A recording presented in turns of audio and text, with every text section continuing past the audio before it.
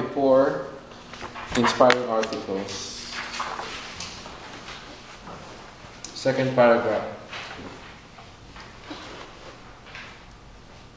I keep forgetting I have a flip that can record 4 hours. I keep forgetting. He put everything in order in a measured way in order to make the entire world a symphony.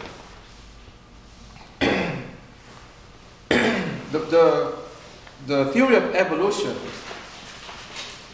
I love the analogy of Father Benedict Rochelle. He says the theory of evolution is like saying, you know, the jumbo jet 787. The jumbo 87. There was a tornado that ripped through many towns, and because of the swirling wind, the jumbo 787 was formed. That's the analogy of Father Benedict Rochelle. That's evolution. And look at this commentary by St. Clement. I mean, you're talking 2,000, almost 2,000 years here. God puts everything in order in a measured way in order to make the entire world a symphony. You know what a symphony means? Everything is in agreement. Everything is where they should be.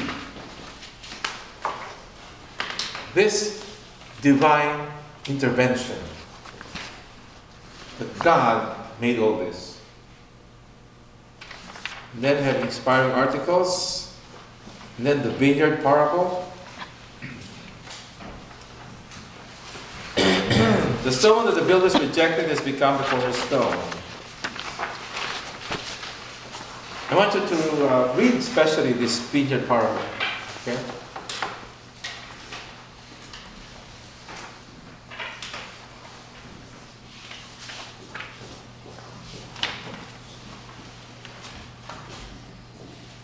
And then funny story, quote for this week: whoever has my commandments and observes them is the one who loves me. Whoever loves me will be loved by my Father, and I will love him and reveal myself to him. We have a beautiful, beautiful quote today, and guess whose quote was it? Jesus Christ himself. Whoever has my commandments and observes them is the one who loves me. In other words, you love Jesus not by saying it. You understand? You don't love Jesus by saying it. Those who are saying they love Jesus, you better watch carefully. Because those who truly love Jesus do the will of the Father. They obey the commandments, even if they don't say it. Apologetics. What are the marks of the true church? Lengthy discussion here of the marks of the true church until the end of the 10 pages. Conclusion, the very end.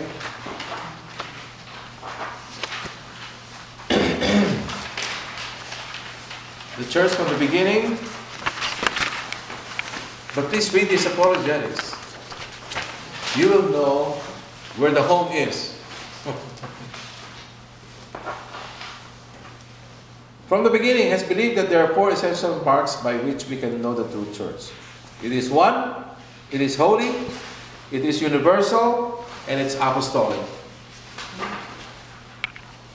And only the Catholic Church possesses all these 4, as understood by the Fathers.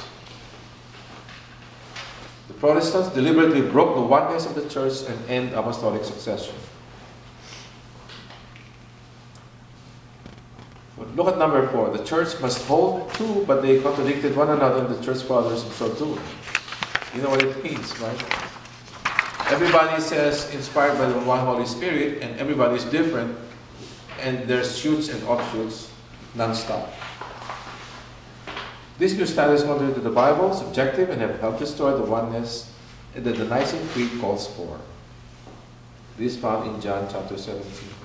Beautiful, beautiful. Please read. Sunday, good news. David's prophecy about the dynasty, 2 Samuel chapter 7.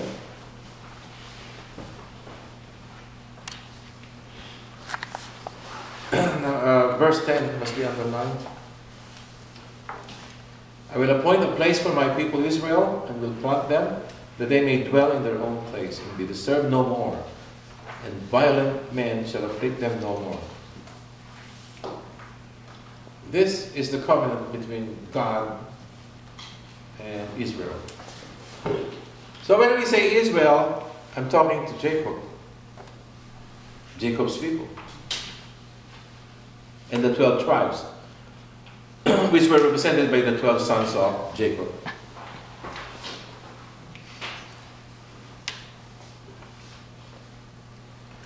Commentary 7, 1 to 17, second paragraph.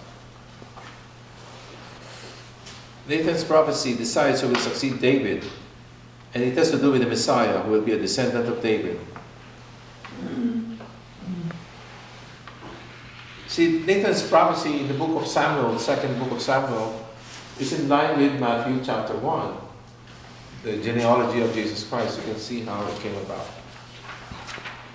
Next.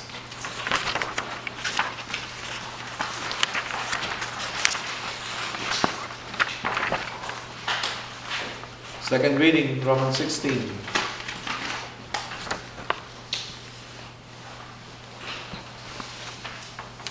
Second reading is very short. So here, whoever is a lector on Sunday has very short reading. Now to him who is able to strengthen you according to my gospel and the preaching of Jesus Christ, according to the revelation, the mystery which was kept secret for long ages, now disclosed through the prophetic writings made known to all nations. You know the meaning of doxology? Tessa? You have an idea?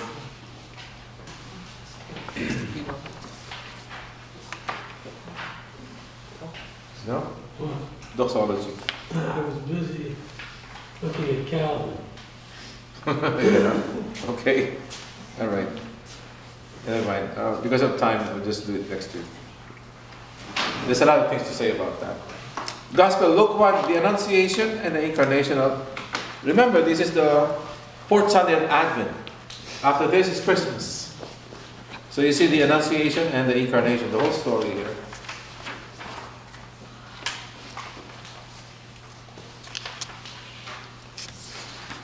Commentary 26 to 38. This is the Immaculate Conception, right there. 26 to 38. Hail, full of grace. In one book I read, full of grace means there's no room for sin. If you're full of grace, there's no room for sin. Because if there is sin, you're not full of grace.